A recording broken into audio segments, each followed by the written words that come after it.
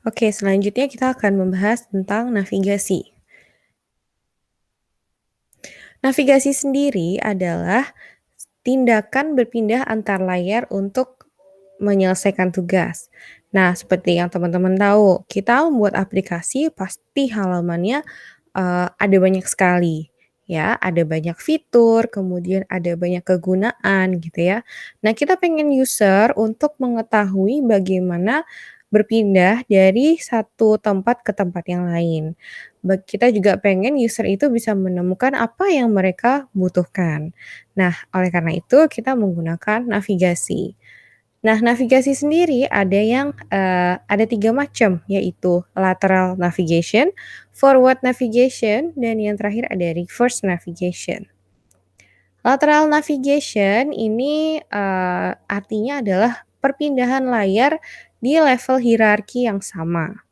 Oke, sebagai contoh misalkan kita punya, music player ya. Music player itu menu-menunya antara lain ada library, recently played ya yang barusan mainkan, kemudian ada search, kemudian ada album juga gitu ya. Di dalam library itu isinya banyak album dan di dalam album isinya adalah banyak lagu atau song, seperti itu. Kemudian, di recently played ini adalah isinya song juga ya sebenarnya gitu. Nah, sementara kalau search ini juga pasti mengarahnya ke song gitu ya. Jadi yang instansi yang paling, basic-nya adalah, lagu-lagu atau song, seperti itu.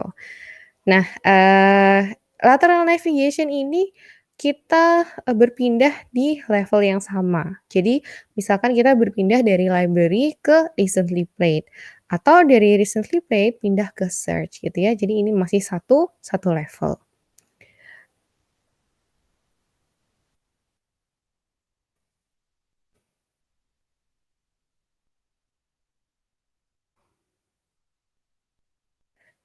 Nah, untuk yang satu level kita ini bisa menggunakan yang namanya tab, ya. Jadi di dalam tab itu yang, ketika kita bisa membagi konten itu, ke beberapa bagian. Tadi sebagai contoh misalkan dari, apa namanya, library ke recently played gitu ya, bisa saja kalian, tuliskan di sini gitu. Jadi ini library, ini recently played, kemudian, search gitu ya, atau apa yang lain gitu. Nah, itu, kalian bisa menggunakan tab. Tab ini kita membagi konten itu dalam beberapa bagian. Jadi orang itu bisa langsung melihat, "Oh, ternyata di sini ada 3 bagian utama," gitu, ya. Kemudian di dalam tab itu sebaiknya ada, ininya ya, tulisannya, explore, flight, strips, misalkan seperti itu. Bisa ditambahkan icon, bisa tidak, gitu. Nah, kemudian si, apa namanya, tab ini bisa statis seperti ini atau, tidak statis ya, bisa digeser lagi. Tetapi sebenarnya praktek yang seperti ini itu kalau bisa dihindari, gitu. Kemudian untuk lateral navigation ada yang lain bisa menggunakan bottom navigation. Jadi, menu-menu utama itu kita taruh, di paling bawah gitu ya. Eee, di sini kita bisa, mengakses navigasi top level di manapun di dalam app. Jadi misalkan saya lagi masuk ke satu bagian dari keempat menu ini, bagian ini tuh akan selalu ada gitu ya. Jadi, dengan mudah saya bisa berpindah satu tempat ke tempat yang lain, gitu. Kemudian bottom navigation ini, maksimalnya ada 5 link gitu ya, minimalnya ada 3 gitu. Ya, ada misalkan ini bisa satu lagi gitu ya, tapi tidak disarankan untuk lebih dari 5, apalagi untuk yang, mobile interface. Nah, kita balik lagi, jadi komponen UI yang terkait ya untuk lateral navigation antara lain ada navigation drawer, bottom navigation, dan tabs. Kemudian untuk forward navigation itu mengacu pada perpindahan antar layar pada level hierarki yang berurutan ya.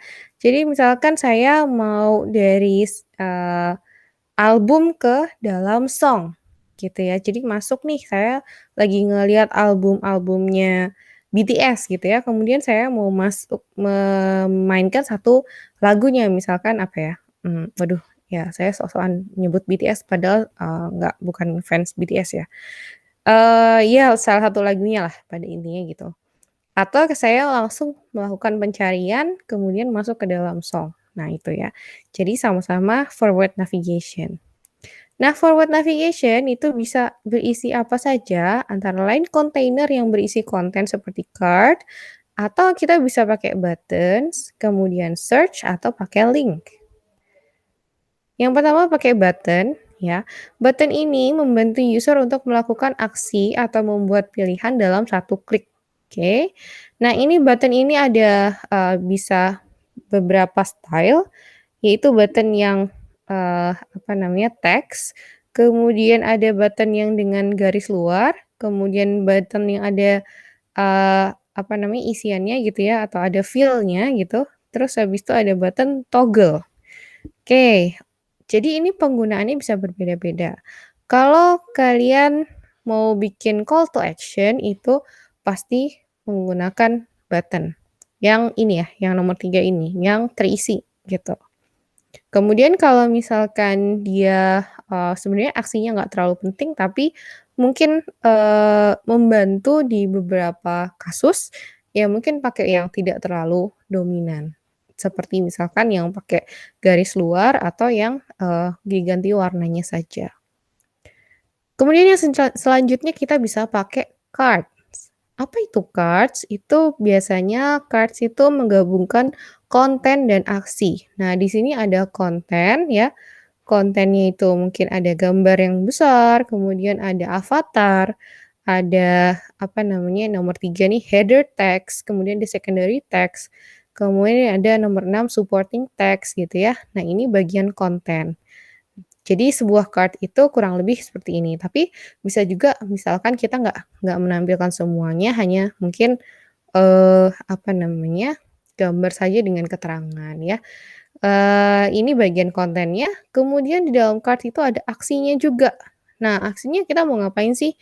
Kita mungkin bisa dikasih button, "Oh, beli sekarang," misalkan seperti itu. Atau bisa, wishlist gitu ya, masukin ke wishlist, atau kita bisa share, gitu. Sebenarnya isi card ini dapat dikustomisasi ya, nggak harus seperti ini. Nah, ini contoh-contoh untuk cards.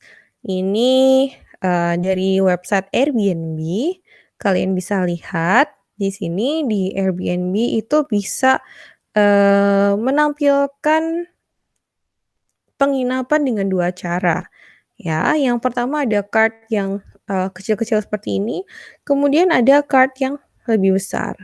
Tentu saja tujuannya berbeda ya. Kalau yang ini karena dia lebih besar, dia tuh bener-bener pengen menunjukkan, gambarnya gitu ya, "Oh ini gambarnya bagus loh," jadi orang tuh jadi tertarik untuk membuka gitu ya. Sementara kalau yang ini mungkin kita membutuhkan informasi, eee, kita butuh banyak gitu ya, kita bisa membandingkan satu dengan yang lainnya. Jadi enakan tampilnya banyak, card-nya tidak terlalu besar, seperti itu. Nah, itu tentang cards. Selanjutnya kita masuk ke dalam menu. Menu ini menampilkan daftar pilihan yang tidak ditampilkan secara permanen. Jadi, kalau misalkan menu itu muncul ketika ada aksi yang di-trigger, kemudian ada beberapa pilihan yang bisa kita lakukan. Ya, biasanya lebih dari 2 sih ya. Kalau ada lebih dari 2 aksi yang bisa kita lakukan, ya kita tampilkan si menu ini tadi. Nah, menu itu komponennya ada apa saja? Ada icon, ada label, kemudian mungkin bisa dikasih divider, dan yang paling penting adalah ada kontainer di luarnya, seperti itu. Ini menu misalkan kalian bisa lihat ketika kalian membuka email gitu ya, kalian pencet yang titik titik titik gitu. Nah, kemudian keluar menunya. Oke, kemudian yang terakhir adalah reverse navigation. Yang dimaksud dengan reverse ya, reverse itu artinya adalah kembali, itu adalah perpindahan layar dengan mundur satu langkah atau, kronologi. Oke. Jadi, tidak hanya mundur ya dari level yang atas ke level bawah, tapi mundur secara kronologi gitu ya. Tadinya saya di, B kemudian ke C, saya mau mundur, berarti mundurnya ke mana? Ke B, seperti itu ya. Atau saya tadi di B kemudian ke A, kemudian ke C. Berarti kalau mundur secara kronologi itu ke A. Sementara kalau mundur secara level itu mundur ke B, misalkan seperti itu. Nah, komponen yang bisa digunakan untuk, reverse navigation antara lain adalah tombol back pada browser atau kita bisa menggunakan breadcrumb. Nah, breadcrumb ini teman-teman, mungkin sering lihat di mana ya, e-commerce kali ya, seperti itu yang mungkin ada kategorinya banyak gitu ya. Kita masuk kategori ini punya subkategori ini lagi, subkategori ini lagi. Nah, supaya nggak pusing gitu ya, kita bisa menggunakan breadcrumbs. Nah, penggunaan breadcrumbs ini ada aturannya. Yang pertama, jangan melebihi separuh halaman. Ya, jadi misalkan kalian punya satu halaman website, itu jangan penuh satu halaman itu isinya breadcrumb. Kalau bisa hanya separuh saja, kemudian nanti kalau, melebihi itu mungkin bisa taruh di bawahnya. Atau disembunyikan, ya ini di guide-nya yang nomor 2 ternyata disebut, sebaiknya disembunyikan. Disembunyikannya gimana? Kalian bisa menghilangkan yang bagian tengah-tengah ini. Jadi ini, tidak terlalu penting biasanya ya. Yang penting ditampilkan adalah yang pertama, kemudian current ya, yang sekarang lagi, user buka, kemudian satu sebelum current page, seperti itu. Kemudian kalau kepanjangan ini bisa disembunyikan saja dengan cara seperti ini. Tapi yang pertama dan yang sebelumnya itu harus ada, gitu ya. Ini supaya biar, saya bisa balik ke yang sebelumnya atau yang pertama. Nah ini, sorry. Untuk breadcrumb itu, di mobile dengan di desktop itu penggunaannya berbeda. Karena breadcrumb itu di mobile itu kan layarnya lebih kecil ya, tidak mungkin kita menggunakan breadcrumb yang sama gitu ya. Jadi, selain ini kan mungkin bisa, apa namanya, link-nya itu mengganggu navigasi di atasnya gitu ya, lebih baik kita pakai yang singkat saja, "Oh kembali ke yang sebelumnya." Sementara kalau yang di desktop itu kita tampilkan secara penuh.